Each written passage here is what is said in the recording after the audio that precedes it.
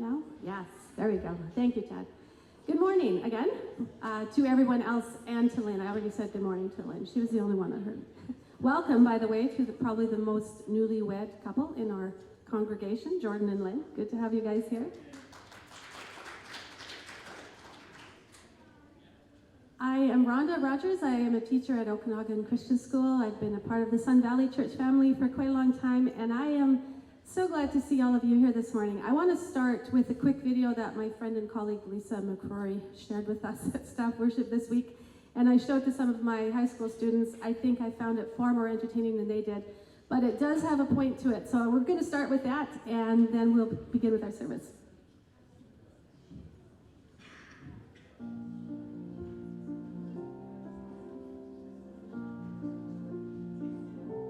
Road trip.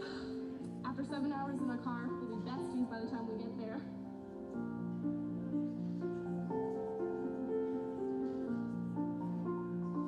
Look out! It was supposed to be a simple road trip.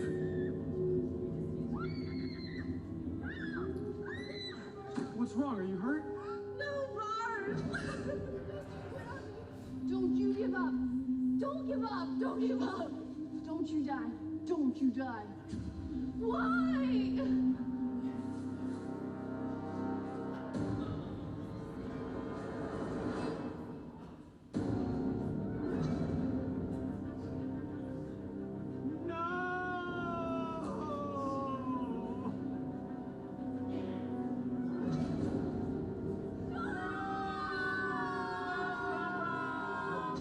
Now a group of stranded kids will face their worst nightmare. Figuring out how to survive offline.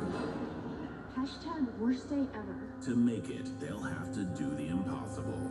Communicate with the person in front of them. How are you feeling? Face to face. No devices. Like this? Or this? Okay, good. We're getting somewhere.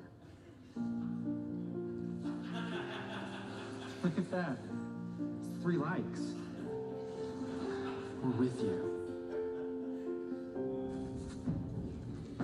Is this ivy poisonous? I don't know. Does this look bad? I don't know. Are these friendly? Guys, I don't know anything. I just look stuff up on my phone.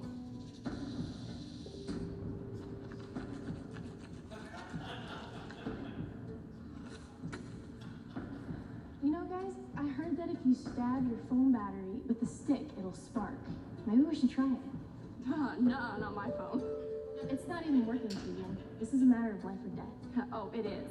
Because if anyone tries to stab my phone, I'll do worse than kill them. I'll unfriend them. Whoa, Hey, whoa, whoa, You said not talk like that.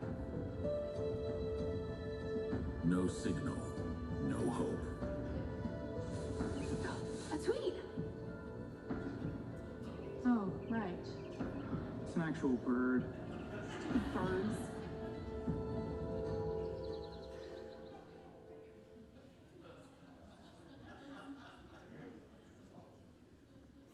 I'm glad you enjoyed it too. I can see some stone-faced people up there on the balcony probably. I thought it was good. Needs no further explanation, but I've been thinking about that this week, and I've been thinking about walls, both literal walls and figurative walls. And this, of course, is the 30th anniversary of the year that the Berlin Wall came down, which was a significant event in our history, and lots of us probably remember those images on the news and the change it made in so many lives by having that wall removed. My husband and I, just over a year ago, bought an old house, and as people built in those days, it had a lot of walls. And this past week, well, actually, I guess the week before, have you noticed the beautiful sunsets? Like, we've had incredible sunsets lately. And I was sitting in the kitchen, and I could see all the way from the kitchen past where our wall used to be that we had ripped out, and through the windows and out across the lake to the sunset. And it just struck me that before that wall was there, for 40-some years, they had never seen what was on the other side of that wall while they were in the kitchen. And here I had the benefit of enjoying that beautiful view with that wall removed. And I thought about the walls that we put between each other, the walls that some people try to build around things, quite literally, the walls that have come down and the way the barriers have come down when a wall is removed. And I think about the walls that maybe we have up here in church, that we don't build community with each other, or maybe it's a device that puts something between us and our experience here, or us and the people around us that we can build connections with. My grandson, Bauer, who's 5, when he comes over for a meal, he always volunteers to pray before we eat. I think it's because he knows he'll get the food sooner if he says the prayer maybe. But not so long ago when he was over, he started his prayer with, "Dear Jesus, welcome to Nanny and Papa's house." And it really made me think about how welcome he would feel all the time. And I want to think about that as we start church today. I want to put aside, take down the walls if you have walls that you have built up between someone else, if you have walls that are keeping you from fully experiencing the music or the praise or the worship here today, or something else that is keeping you from living your life to the fullest.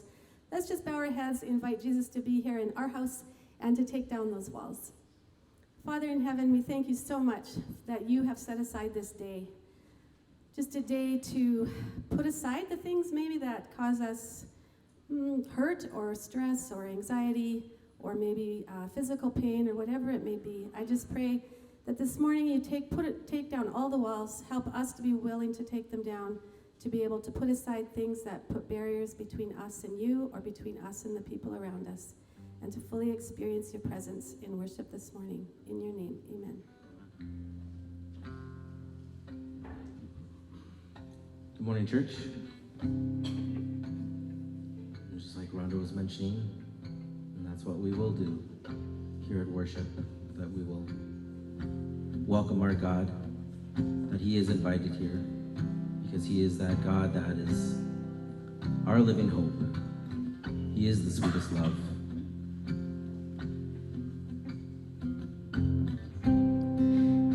Let's all stand.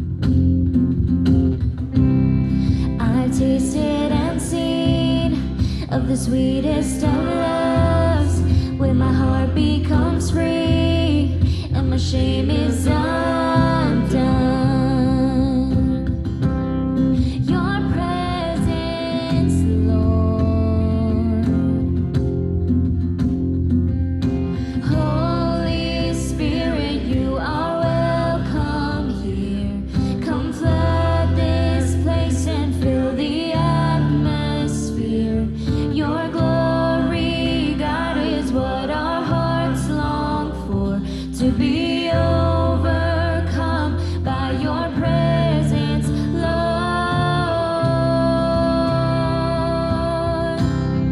Your presence, Lord. Your presence, Lord.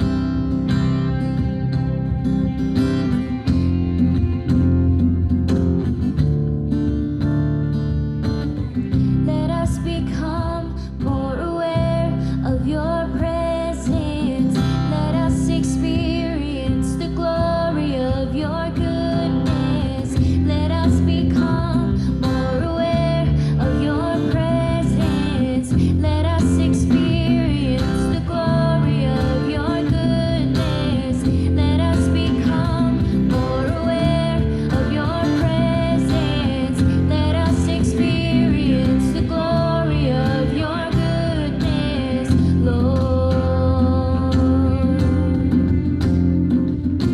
Holy Spirit, you are welcome here. Come flood this place and fill the atmosphere. Your glory, God, is what our hearts long for. To be overcome by your presence, Lord.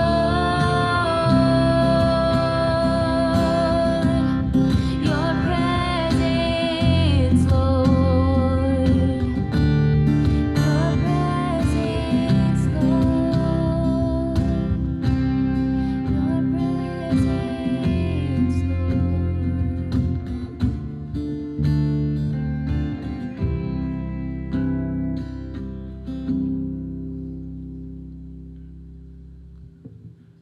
Let us also welcome the God of wonders and the Lord of all creation. And that is who he is. All of creation, water, earth, and sky.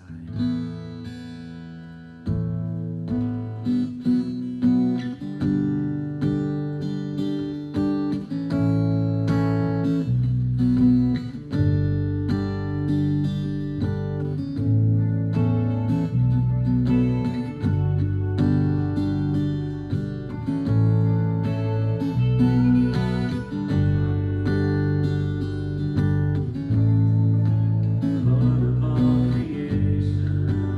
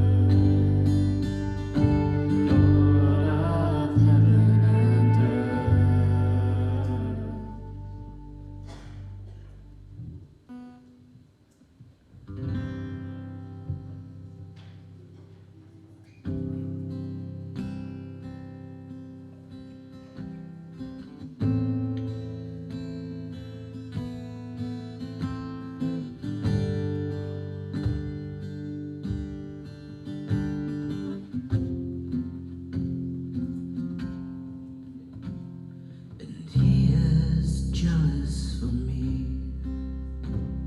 Love's like a hurricane, I am a tree, bending beneath the weight of his wind and mercy.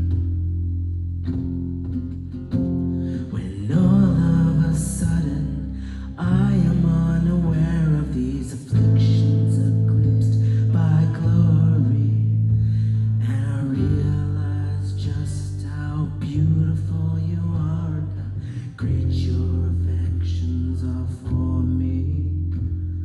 And oh, how he loves us so.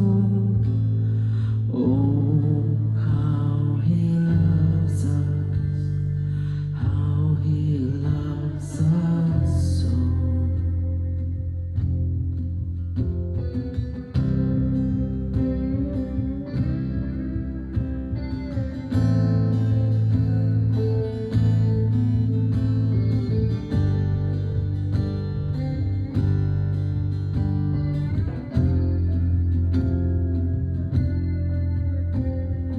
He is jealous for me. Love's like a hurricane, I am a tree, bending beneath the weight of his wind and mercy. When all of a sudden I am unaware of these afflictions eclipsed by glory, and I realize just how beautiful you are, how great your affections are for me. And oh, how he loves us so. Oh, how he loves us, how he loves us so. And oh, how he loves us so. Oh, how he loves us, how he loves us so. Yeah, he loves us. Oh, how he loves us. Oh, how he loves us. Oh, how he loves. Yeah, he loves us. Oh, how he loves us. Oh, how he loves us. Oh, how he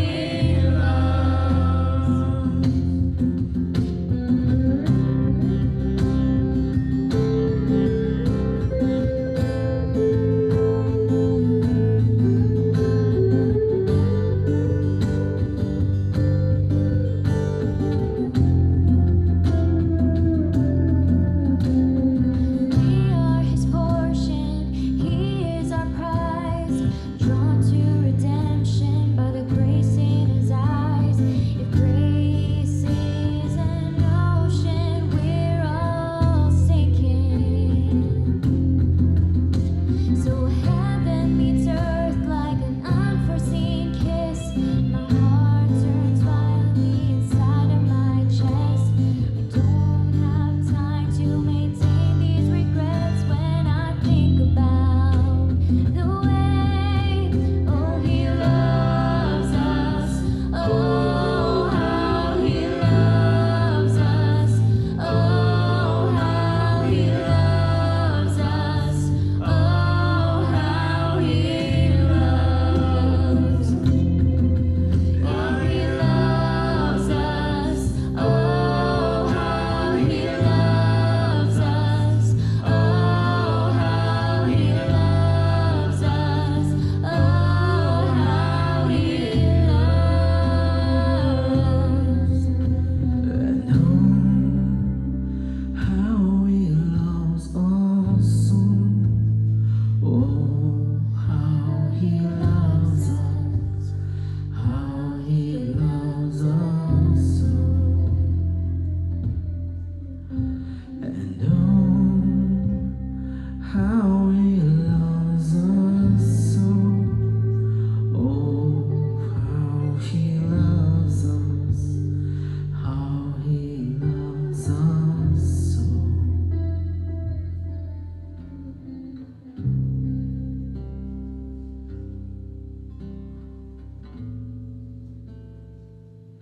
one of the ways that we love to show our appreciation and our gratitude for what God has done for us is to be able to give back in tithes and in offerings, to be able to worship God through giving.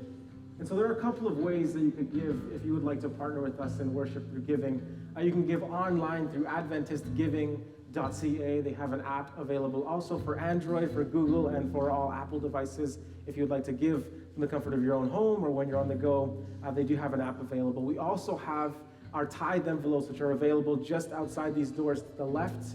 For those who would like to give cash or check, we do have our tithe envelopes available there. And for those of you who would still like to partner with us through giving, but just don't have the cash or don't have checks with you, I know most of us don't carry physical cash, especially if you're a millennial, you might not carry physical cash. You might want to give through credit or through debit. We do have those options available for you at the very end of our service up front here with myself. We also want to let you know about something that we're starting up again this year, something that we do every single year from November through February. We have something called our Love Offering. And so our Love Offering is a designated time of giving where we just ask you to just give a little bit more. I know sometimes we don't always want to give to budgets or to other things like that that aren't as glamorous.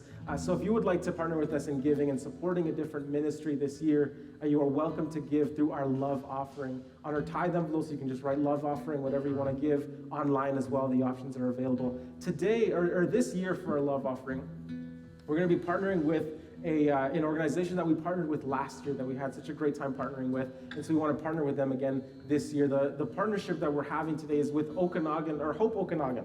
How many of you guys know what Hope Okanagan is? I think most of us who've been here kind of in the last year or so might know what Hope Okanagan.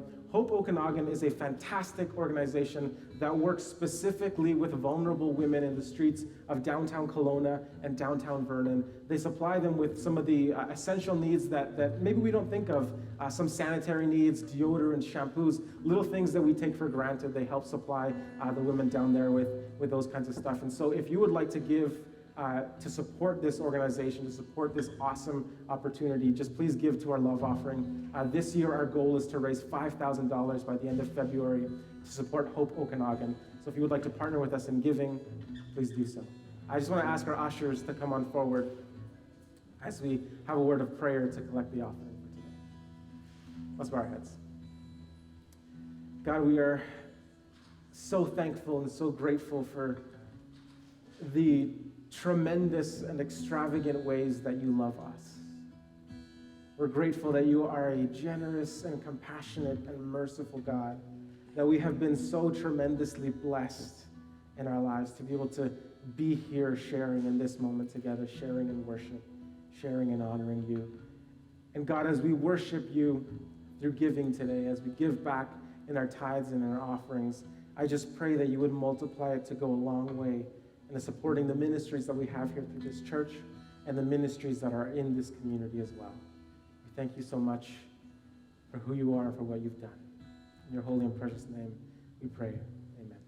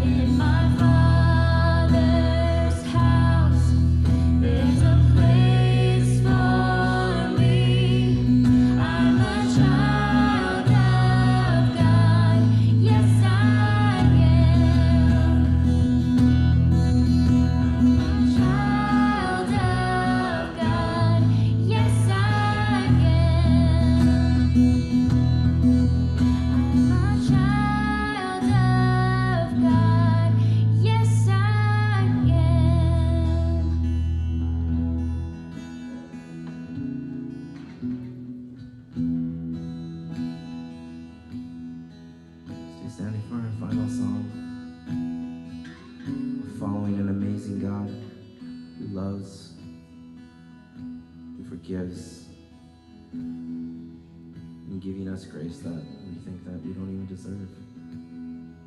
That's definitely a God that I would follow.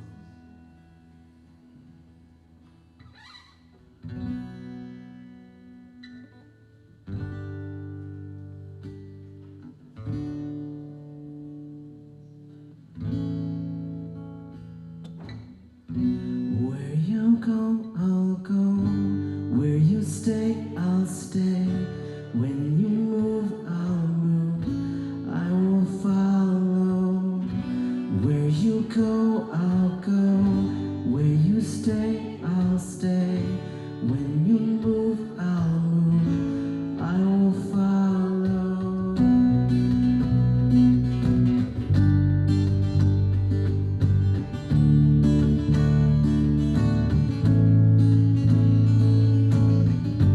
All your ways are good, all your ways are sure.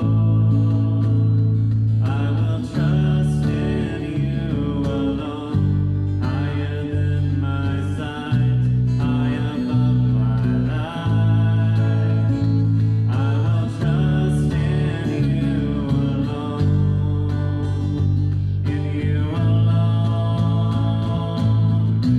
Where you go, I'll go. Where you stay, I'll stay. When you move, I'll move. I will follow you. Whom you love, I'll love. How you serve, I'll serve. If this life I lose, I will follow you. Yeah, I will follow you. Yeah. Light unto my world, light unto my life. I will live for you alone. You're the one I seek, knowing I will find all I need in you alone. In you alone. Where you go, I'll go. Where you stay, I'll stay. When you move, I'll move. I will follow you. Whom you love, I'll love. How you serve, I'll serve. If this life I lose, I will follow you. Where you go, I'll go. Where you stay, I'll stay. When you move, I'll move. I will follow you. Whom you love, I'll love. How you serve, I'll serve. If this life I lose, I will follow you. Yeah, I will follow you. I will follow you. Yeah, I will follow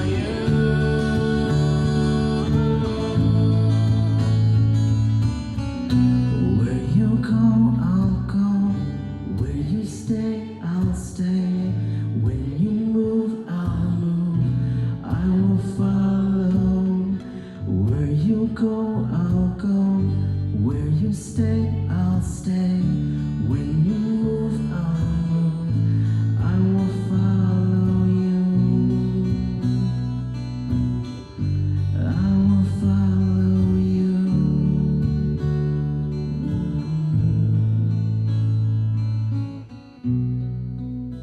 God, we just want to thank you for being the God that has so much love for us. That's all you want.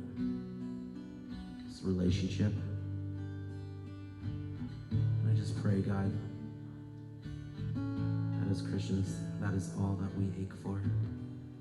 Is relationship with you and a relationship with your people. Help us to love and serve the way that you did, Christ. Bless Abraham as he gives us the word, as he goes through scripture. I just ask that this congregation be blessed, but Lord, that we can honor and bless you too. In Jesus' name I pray. Amen. Thank you for worshiping.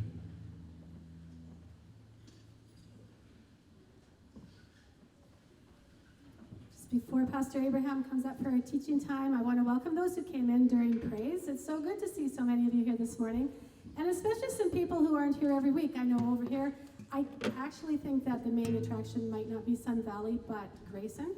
So he's doing a good job at bringing people, but welcome to you guys. And I know that Kathy has someone with her this morning from Tanzania. I think that's about as far as you can get from here. Is that true? Very good to have you. Yeah, welcome to you. So we truly take it as a privilege to have people join us at Sun Valley. I want to let you know that there are kids classes during church this morning, so for 13 and under, over on this side in the fellowship room, and for the 13 and up, the youth over on this side in the boardroom.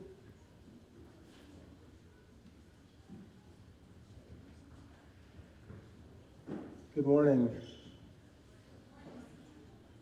Is it still morning, technically? No, it's not. Right?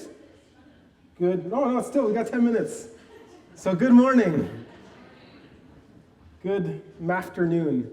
Morning turning into afternoon. I want to welcome you again to Sun Valley, where we believe in growing faith, building community, and the hope of... Just one person knew that one. Two of you? The hope of Jesus, yeah. If you don't know that one, then you're in the right place. We'll be here. I just want to give a quick shout out to Jordan and Lynn, who got married this last Sunday. So, round of applause to this awesome couple. Congratulations, guys. Today we're going to continue on with our journey through the Bible from Genesis all the way through Revelation.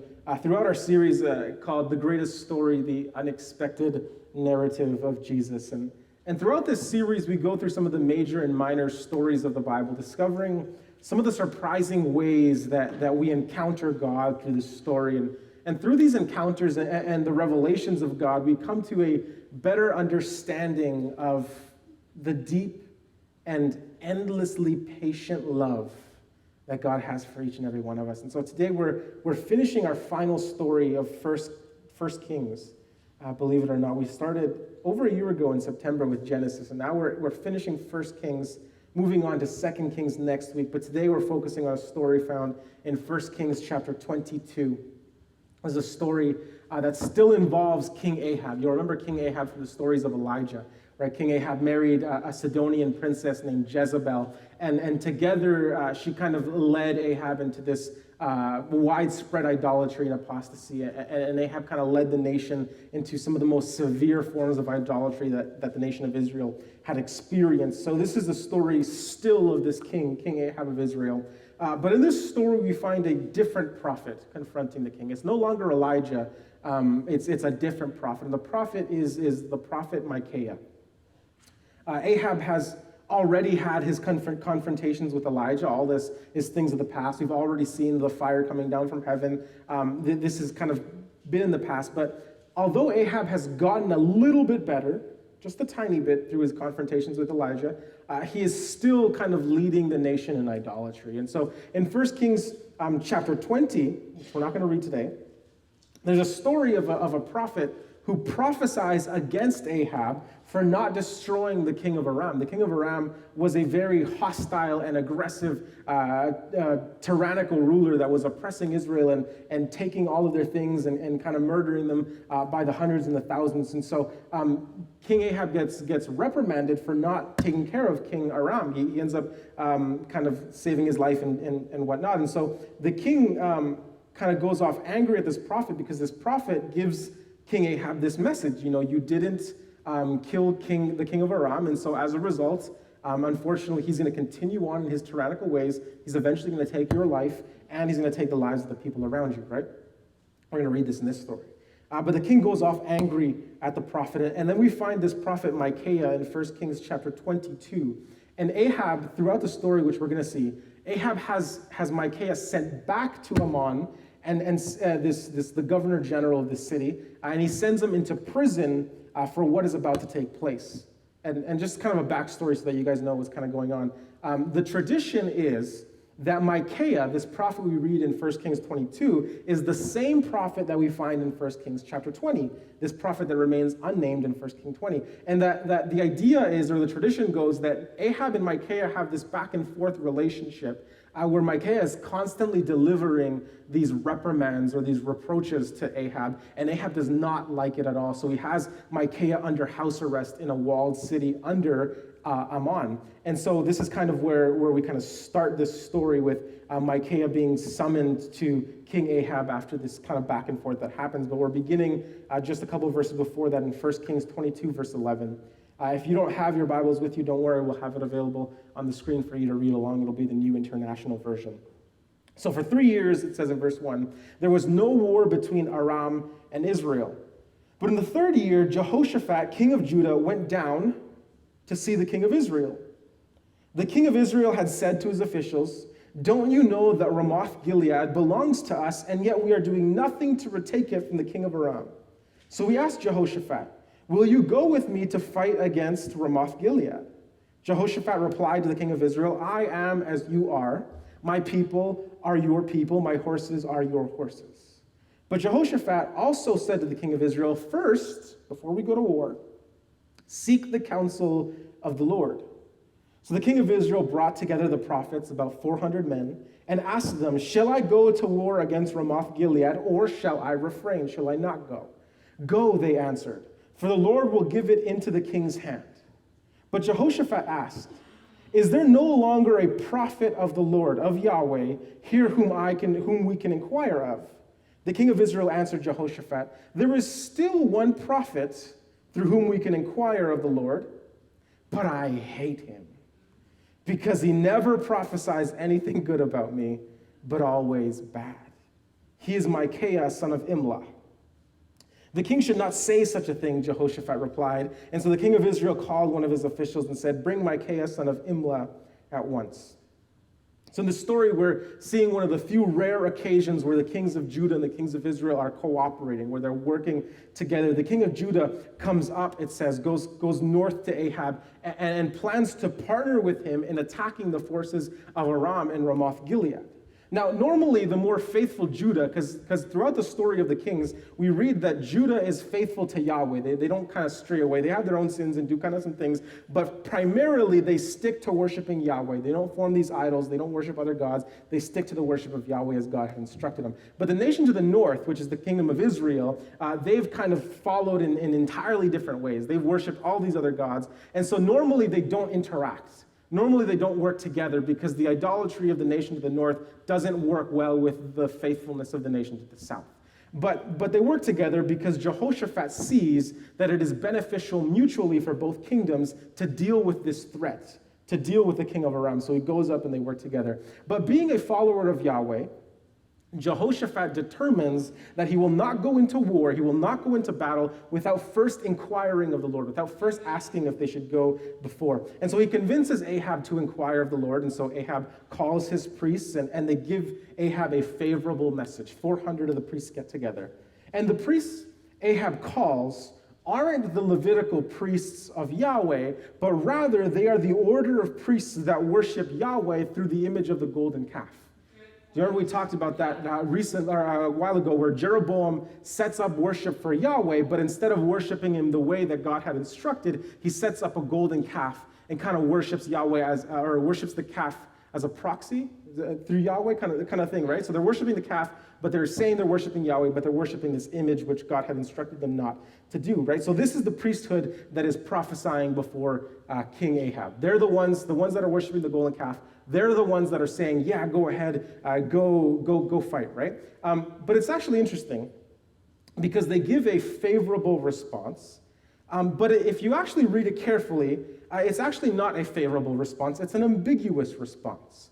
Because in the Hebrew, there's no it in verse 6. So instead, because we read it in the English, we read this. It's translated this way: "Go, for the Lord will give it into the king's hand." But in reality, what they actually say is, "Go, for the Lord will give into the king's hand." Do you guys see the difference? There's a difference, right? It's more ambiguous. Because the idea being that these prophets want to save face, right? They want to save face. So they're saying, "Go, for the Lord will give into the king's hand. The Lord will give what? Into whose hand? It's kind of ambiguous. They've left it open so that just in case Ahab doesn't win, they're like, well, no, that's what we meant the whole time. The Lord's going to do something for someone. We're just not telling you who it's going to be. Right? That's kind of the prophecy that they were giving. And you'll also notice, if you read the story carefully, you'll notice that they use the word Lord with a lowercase O-R-D.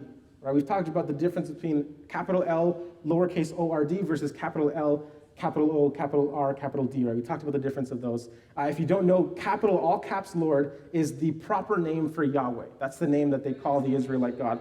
But the Lord with the lowercase O-R-D is not the proper name for Yahweh. It's actually just a title. It's the word Adonai. And so it's just a title, it's just a general term for God. So these prophets, these priests, are not invoking the name of Yahweh, they're invoking the name of Adonai, just a general term for God. So they don't say Yahweh will give into the king's hand, they will say Adonai will give into the king's hand, right? And it might be because they know they're not prophesying in the name of Yahweh, so they're kind of unwilling to throw in that name, because it's a very important name for the Jews, for the Israelites, so they're unwilling to use the name of God in this prophecy. But Jehoshaphat knows that these people aren't delivering a message from Yahweh, so he presses further and he asks Ahab, is there no one else that we can inquire of the Lord through? And Ahab admits, he says, yeah, there's one who reliably communicates with Yahweh, but I never consult him because he never gives me favorable message. I never like what he has to say. And he actually concludes, because the nuances are a little different in the Hebrew than the English, but what he's actually implying through the Hebrew is that Micaiah hates Ahab, and so never gives a favorable message because he hates Ahab. That's what he's implying, which is why Jehoshaphat says the king shouldn't say that, right? Because in the English, it kind of doesn't make sense. You're like, well, why shouldn't the king say that, right? But no, what Ahab is implying is that Micaiah is twisting the words of God to fit his own personal feelings against the king. That's not what he's doing, right? It's just that Ahab does not like what Micaiah has to say. And that's why Jehoshaphat says, no, a king shouldn't say that, because a true prophet of Yahweh could be reliably trusted to give accurate messages regardless of their personal feelings, right? But at the core, the very heart of it, the reason Ahab doesn't like Micaiah, doesn't consult Micaiah, is because Ahab does not like what God has to say. Amen. At the very end, that's what he says, right? So the story implies that Ahab and Micaiah, they have this history, they have this back and forth that goes on. So Micaiah delivers messages from the Lord that aren't favorable for Ahab, but he does so anyways. And this is our first lesson for today. Our first lesson is this: callings aren't convenient. Callings aren't convenient. Let me explain what callings are, because I've talked about this a couple times, but just in case you're coming for the first time. When we talk about callings, we're not talking about like career paths specifically, always. Because sometimes when we think of God's calling, we always think of, oh, what career path is God calling me to? That's not exclusively what we talk about when we talk about God's calling. Yes, that's a part of it. But we're also talking about every moment. Like every single day, like when you have a conviction to do something good, or when you're having a feeling to maybe invite someone over, or talk to someone that you just feel uncomfortable talking to, or saying a kind word that you're just not sure, I just don't want to approach this person to say something nice, or when you get that feeling to maybe give a person down on their luck some change, or some money, or some food, any moment where you feel impressed to do something good is a calling. You guys follow that? You guys listening so far, right? So callings aren't convenient. And I talked about this last week, that the idea or the thought that convictions challenge us. And I said specifically, almost controversially, I might think, that if your calling challenges you or pushes you out of your comfort zone, I can almost guarantee you that that's God's calling for your life. I'll explain why. God calls us according to our gifts and our abilities, according to our areas of strength. Absolutely, he does that. But God's calling will also include and involve areas for personal growth. Okay, you guys listening? Yes. Personal growth is not comfortable. Do you guys agree or disagree? You guys all love personally growing. Everybody loves being challenged. Everybody loves finding out that what they believed for years is wrong, right? Hey, I'll tell you guys an example. This is funny. It's not in my notes. For the longest time, I used to think, this is funny, come down with me.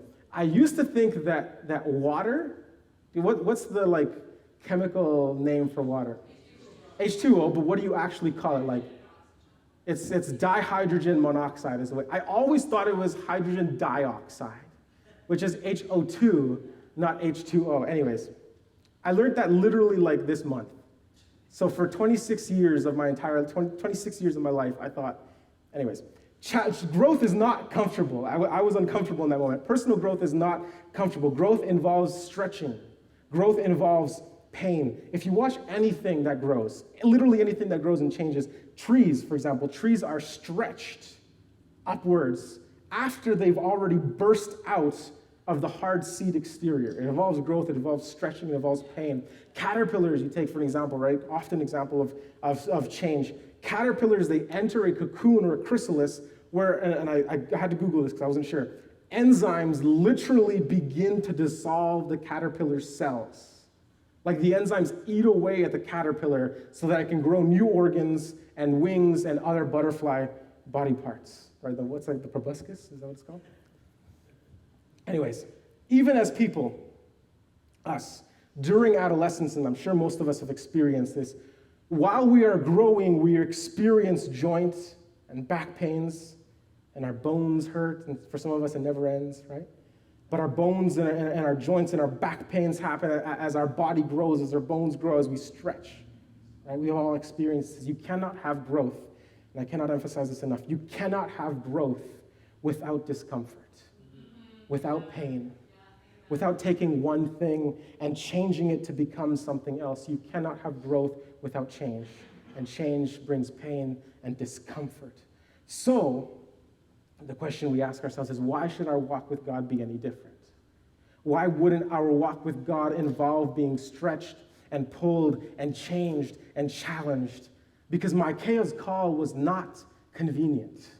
Right? He was called to be a prophet of God. He was called to deliver messages to the king of a nation, and this meant delivering messages that were not favorable to the king.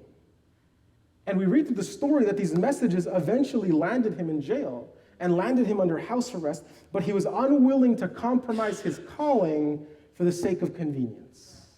Callings aren't convenient. Because going to the most remote places of the earth to spread the good news of Jesus isn't convenient. Holding on to moral convictions that sometimes challenge the social norms is not convenient. Facing potential ostracization from the people that you live beside or the people that you work with because you're sharing your faith is not convenient. Sharing your finances to support someone or to provide help to someone who doesn't have things isn't convenient. Going out of your personal comfort zone to make someone else feel welcome in your community or in your church is not always convenient. For a lot of us, the extraordinarily ordinary love that Jesus calls us to won't be personally convenient. But we cannot pick and choose the messages that we want. That was the problem with Ahab, right? He hated Micaiah because he didn't like the particular message that he had for him. We cannot accept the call to be followers of Jesus without also discipling others to follow Jesus as well. You guys hearing that? We cannot, and this is important, we cannot accept the message of forgiveness that Jesus brings without also accepting the call to love others no matter what the cost. You guys following along? We can't pick and choose what message is convenient. You take it all or you take none of it. Yeah. And that's what makes the calling inconvenient, because it challenges us to grow out of our bubbles, out of our comfort zones. And check this, growth never stops. Growth never stops. Because once you've been pushed and moved out of your comfort zone, the place outside of your comfort zone might become another comfort zone, right? So the minute that the place outside of your comfort zone becomes a comfort zone, then you get pushed again outside of that comfort zone, right? We're going to continue on reading verse 10. Dressed in their royal robes, the king of Israel and Jehoshaphat, king of Judah, were sitting on their thrones at the threshing floor by the entrance of the gate of Samaria, with all of the prophets prophesying before them. Now Zedekiah, son of Canaan, had made iron horns, and he declared, "This is what the Lord," now he's invoking the name of Yahweh, "says, with these you will gore the Arameans until they are destroyed. It's not ambiguous anymore. He's saying specifically, go, you'll destroy the Arameans. All of the other prophets were prophesying the same thing. Attack Ramoth Gilead and be victorious, they said, for the Lord will give it into the king's hands. The messenger who had gone out to summon Micaiah said to him, look, the other prophets, without exception, are predicting success for the king.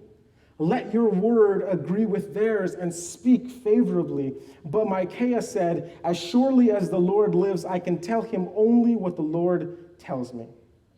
When Micaiah arrived, the king asked him, Micaiah, shall we go to war against Ramoth Gilead or not? Attack and be victorious, he answered, for the Lord will give it into the king's hand. And the king said to him, how many times must I make you swear to tell me nothing but the truth in the name of the Lord? Then Micaiah answered, I saw all of Israel scattered on the hills like sheep without a shepherd. And the Lord said, these people have no master. Let each one go home in peace. The king of Israel said to Jehoshaphat, didn't I tell you that he never prophesies anything good about me, but only bad? You notice that the other priests, the other prophets, they begin to invoke the name of Yahweh in their false prophecies. They just give in to just blatantly lying and telling the king what he wants to hear. And so the messenger goes to Micaiah and says, listen, this is what everybody else is saying. Why don't you go ahead and just agree with them? Because this messenger takes pity on Micaiah. He knows the situation that Micaiah is in. He knows that he's been under house arrest for a long time. He knows that the king is just not in his right mind. He's not in the right mood. And if Micaiah gives him another unfavorable message, things would go worse. So he asks Micaiah, please, he's like, just say what everybody else is saying. Agree with them. But Micaiah won't compromise his faith for anything or anyone. It doesn't matter if you face imprisonment or even death. Micaiah will not conform to the other prophets and give a favorable message if it means going against his God. This is our second lesson today. Our second lesson is this: callings resist conformity. Callings resist conformity. You see, when Micaiah gets there, he repeats the exact same words the prophets say. He says, go, for the Lord will give it into the king's hand. But Micaiah isn't saying that to avoid punishment or to agree with the other prophets. In fact, what Micaiah is actually doing, and it's hard to note because you don't get the tone as you read it, but what Micaiah is actually doing is pretty characteristic of the other prophets. He's repeating the exact ambiguous phrasing of the prophets in ridicule of Ahab and the prophets. The way that Micaiah is saying it is kind of poking fun at these false prophets and at Ahab, which is why Ahab so readily recognizes that he isn't giving a message from the Lord. And this is why Ahab determines, says, how many times do I have to tell you to swear to tell the truth? But then he goes on, Micaiah, to deliver the actual message, which goes against the word of the other prophets and upsets Ahab because it's not the news the king wanted to hear. You see, Micaiah's calling was to deliver this message no matter what it cost him, no matter who it upset or who it went against.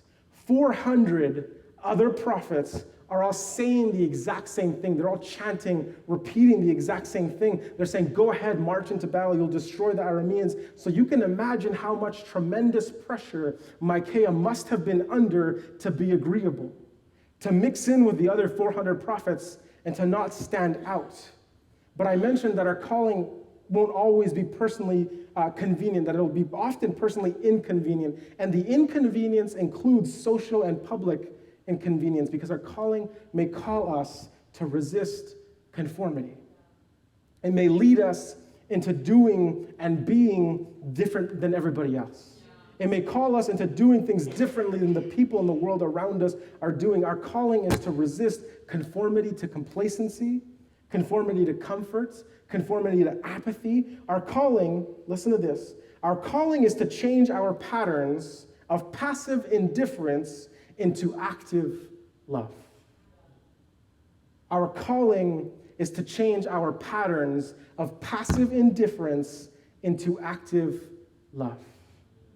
You need to understand that following the call of God, the call that he places for your life in every moment, will sometimes have you swimming against the current. It might have you standing out instead of fitting in. Sometimes God's call in the moment will lead you to speak words that others are unwilling to speak. Sometimes God's call will lead you to take actions that others are unwilling to take. Well, we've talked about this back in September when we explored the story of Benaiah in 2 Samuel chapter 23:20. We said that there is no better place to be than where God has called you to be. There is no better place to be than where God has called you to be. And Romans 8:18, we'll have it there for you. Romans 8:18. It's one of the verses that I hold on to consistently. It's the next slide. Romans 8:18 says this: I consider that our present sufferings, our present inconveniences, our discomforts, our challenges are not even worth comparing with the glory and goodness to be revealed in us and in the world to come. Paul says that our inconveniences and discomforts, whatever we may experience here as a result of following God's call, aren't worth comparing to the good that God has in store for us next. See, callings resist conformity. Micaiah resists the pressure to fall in line with the other prophets and delivers God's message to Ahab. But Ahab, unfortunately, doesn't heed the warning and suffers the unfortunate consequences of that choice. And we're going to see this now. Verse 17, we're going to keep reading. Verse 17 says, Then Micaiah answered, I saw all of Israel scattered on the hills like sheep without a shepherd, and the Lord said, These people have no master, let each one go home in peace. We're going to jump down to verse 26. The king of Israel then ordered, Take Micaiah and send him back to Ammon, the ruler of the city, and to Joash the king's son, and say, This is what the king says, put this fellow in prison and give him nothing but bread and water until I return safely. And Micaiah declared, resisting conformity, inconvenient. He says, If you ever return safely, the Lord has not spoken through me. Wow. Then he added, Mark my words, all you people. Verse 29, so the king of Israel and Jehoshaphat, king of Judah, went up to Ramoth Gilead. The king of Israel said to Jehoshaphat, I will enter the battle in disguise, but you wear your royal robes. He's setting him up to take the fall. So the king of Israel disguised himself and went into battle. Now the king of Aram had ordered his 32 chariot commanders, Do not fight with anyone, small or great, except for the king of Israel. When the chariot commanders saw Jehoshaphat in the royal robes, they thought, Surely this is the king of Israel. So they turned to attack him, but when Jehoshaphat cried out, the chariot commanders saw that he was not the king of Israel and stopped pursuing him. But someone, in verse 34, drew his bow at random and hit the king of Israel between the sections of his armor. And the king told his chariot driver, Wheel around and get me out of the fighting, for I have been wounded.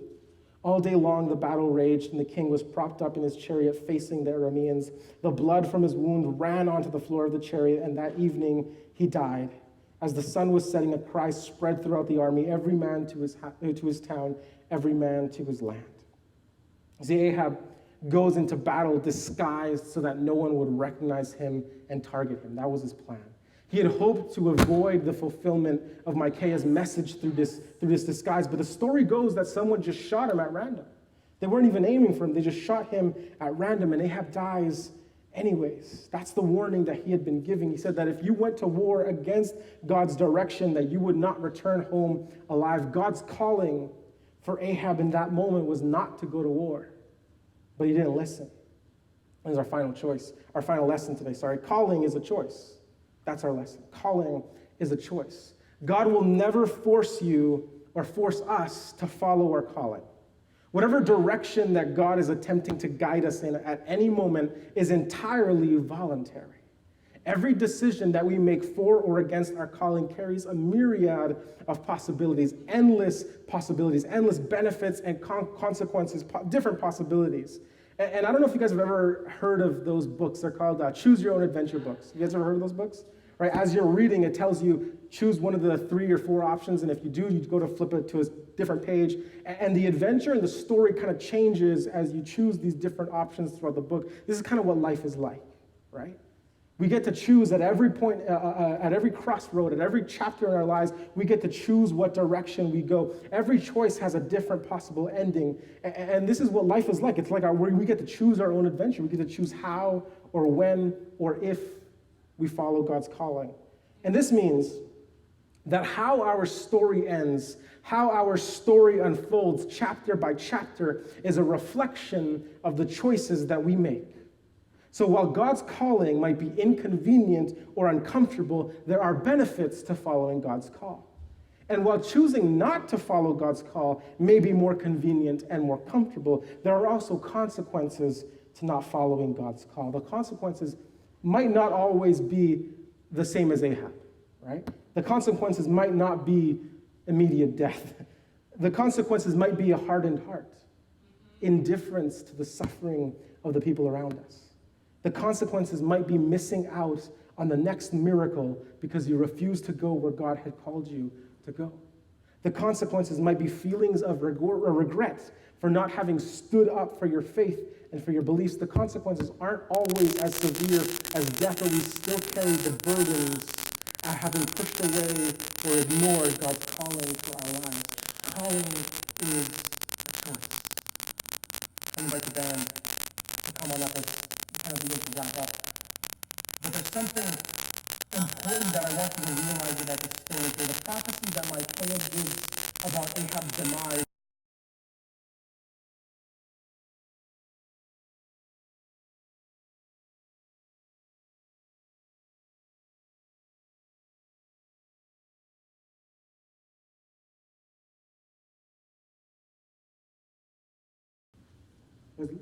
Listen to this. God gives warnings, not sentences.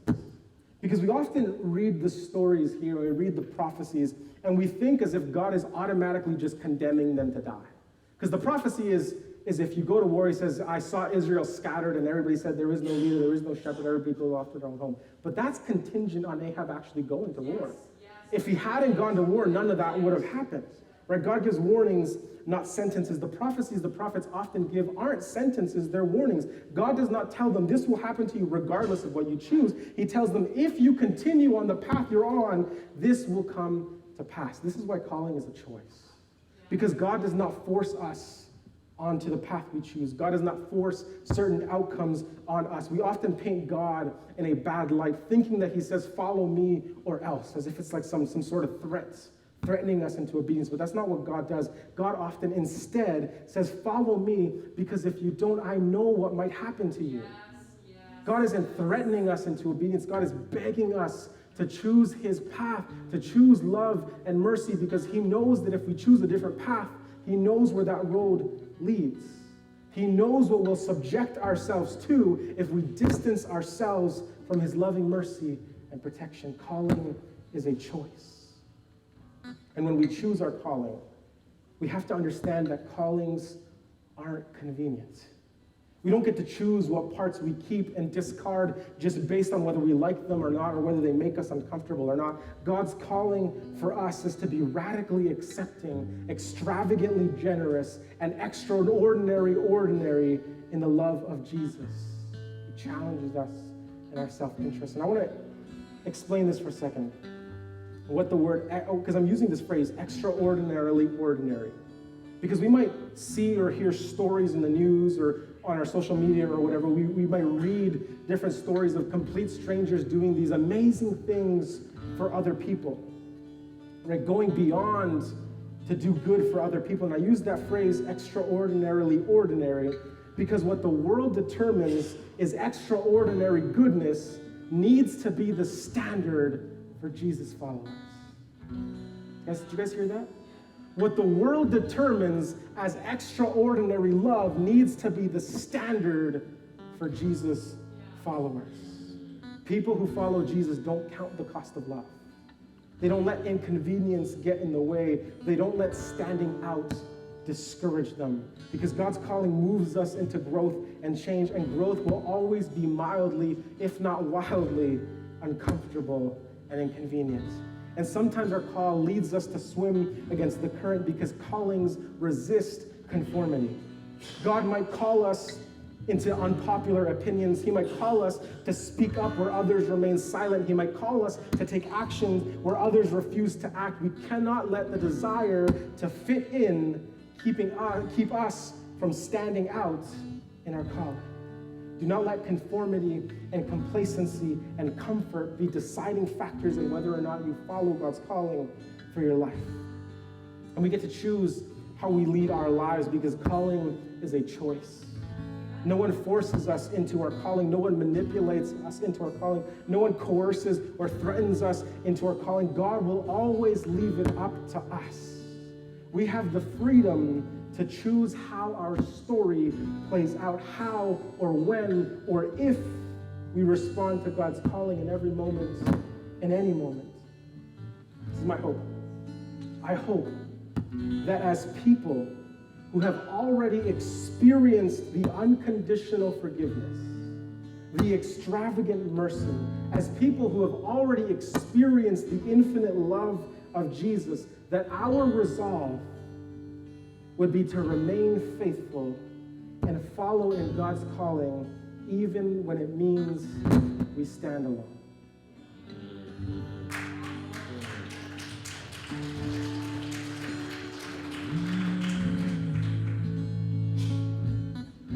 Where you go, I'll go. Where you stay, I'll stay. When you move, I'll move. I will follow you. Where you go, I'll go. Where you stay, I'll stay. When you move, I'll move. I will follow you.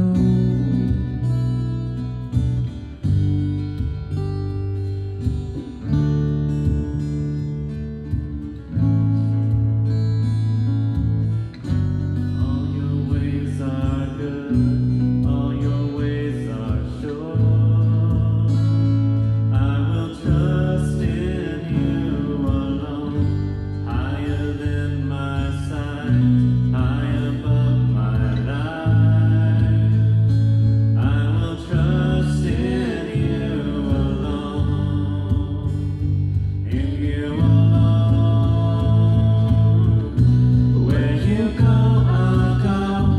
Where you stay, I'll stay. When you move, I'll move. I will follow you. Whom you love, I'll love. How you serve, I'll serve. If this life I lose, I will follow you. I will follow you.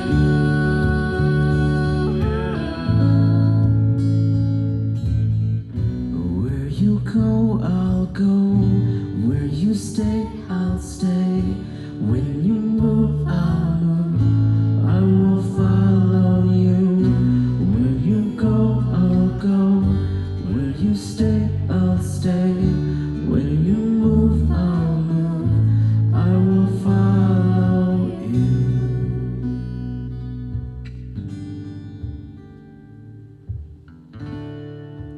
Let's bow our heads. God, I pray that you would give us the courage to stand out. I pray that you would give us the courage to face our discomforts, our inconveniences. And I pray that you would give us the courage to follow through in your calling, no matter what it calls us to, no matter who it calls us to stand against, no matter how uncomfortable it may cause us to feel. I just pray that you would give us that strength to be faithful to you. And we're grateful that you're not a God that threatens us or coerces us or manipulates us. You're a God that loves us so deeply that you are willing to let us choose to follow you or not. And God, I just pray that as people who have experienced your goodness, as people who know what it cost you to save us, that we would be willing to stand up and be the love, the extraordinarily ordinary love of Jesus in the world around us. We thank you so much for what you've done, for what we know in faith you will continue to do. In your holy and precious name, in the name of Jesus, we say, amen.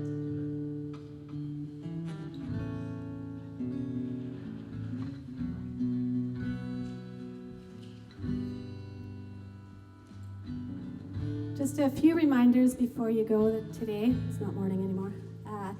First of all, I want to remind you of what Sun Valley's our kind of our slogan is. Our mission statement is: we are a church that believes in, I got it, growing faith, building community, growing faith, and the hope of Jesus. Just left my mind there for a sec. And some of the ways we do that are by connecting with things here in the church and in our community. We have always a need for volunteers, and I know the talent that exists in this church because I see it sometimes outside of church. So if you are willing to use that talent in any way on some of our teams in our ministries, we just invite you to do that. And out the back doors, there's some cards and some information there. You can talk to Pastor Abraham or other people.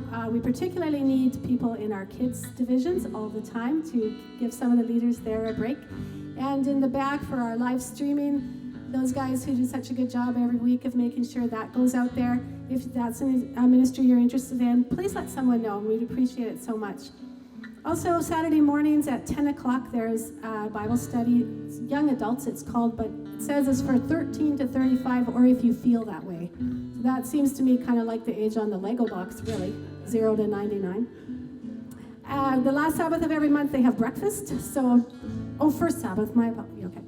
First Sabbath of every month they meet for breakfast as well as Bible study, so you're welcome to join that.